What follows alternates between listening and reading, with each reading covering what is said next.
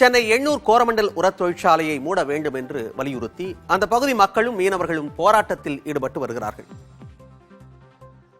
கோரமண்டல் உர தொழிற்சாலைக்கு வெளியே 500க்கும் அதிகமான மீனவர்களும் பொதுமக்களும் திரண்டு மறியலில் ஈடுபட்டு தங்கள் எதிர்ப்பை தெரிவித்தனர். கோரமண்டல் ஆலையை மூட வேண்டும் என்பதையே இவர்கள் முழக்கமாக எழுப்பினர். நள்ளிரவில் உறங்கிக் கொண்டிருந்த நேரத்தில் வாயு கசிவை உணர்ந்தது இவர்களிடையே கடும் அச்சத்தை ஏற்படுத்தியிருக்கிறது.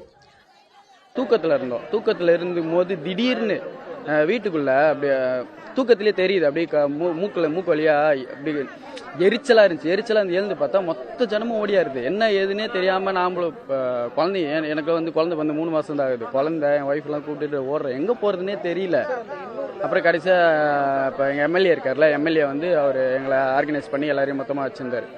என்னோட கோரிக்கை ஒன்னே ஒண்ணு, இப்ப எங்களோட முடிஞ்சு போச்சு, எங்களோட முடிய போறது இல்ல. இதுக்கப்புறம் எங்களோட சந்ததி இருக்கு, அவங்களை காப்பாற்றணும். அதுக்காக தான் நாங்க இங்க வந்து உட்காந்துட்டு இருக்கோம்.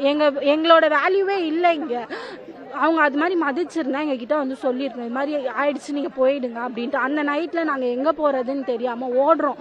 எங்க போறது? அப்புறம் வந்து இங்க கரண்ட் எம்எல்ஏ வீட்டுல போய் அங்கதான் இருந்தோமே. நைட்டு ஃபுல்லா ஒரு 4-5 மணி வரையுமே ஒரு 200-300 பேர்கிட்ட அவங்க வீட்டுல தான் இருந்தோமே.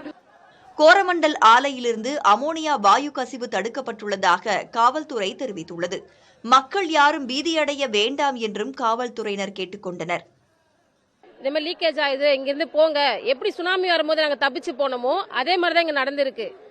எங்க இது இருக்கிறதுனால எல்லாருக்கும் மூச்சு விடுறது கஷ்டம். நிறைய பேருக்கு நிறைய ப்ராப்ளம் இருக்குங்க, சொல்றதுக்கே வாய்ப்பு இல்லை. வீசிங் ப்ராப்ளம் வந்து எல்லாமே இருக்கு. இப்போ நாங்கள் இந்த கடலை நம்பி தான் இங்கே சுற்றி இருக்க வட்டாரம் ஃபுல்லாக கிராமங்க எல்லாமே இருக்கு. இப்போ இந்த கசிவுனால இருக்கிற மீனுங்க எல்லாமே செத்து போய் கடலே இதுவா இருக்கு. எங்களுக்கு இந்த கம்பெனி இருக்கக்கூடாது. அந்த கம்பெனி சைட்லேருந்து ஒருத்தரும் ஒரு உதவியும் எங்களுக்கு இன்னும் செய்யலை. இப்போ குழு போட்டிருக்காங்க கமிட்டி, அதை வந்து ஆய்வு செய்யறதுக்கு. அந்த குழுவில் 7 கவர்மெண்ட் அஃபீஷியல் இருக்காங்க. இங்கே மீனவர் தரப்புல இருந்தால், இங்கே இந்த ஏரியா தரப்புல இருந்தால் ஒரு 2 பேரை வந்து சேர்த்து அந்த குழுவில் வச்சு அறிக்கையை சீக்கிரமாக தாக்கல் பண்ணி இந்த கம்பெனியை நிரந்தரமாக மூடுறதுக்கு அரசாங்கம் எங்களுக்கு வந்து ஒத்துழைப்பு கொடுத்து எங்களோட வாழ்வாதாரத்தை நாங்கள் உயிர் வாழ்றதுக்கு உத்தரவாதம் தரணும். இதுபோன்ற சம்பவம் மீண்டும் நேரிட்டால் தங்களின் நிலை என்னவாகும் என்ற அச்சம் இவர்களின் குரல்களில் ஒலிக்கிறது.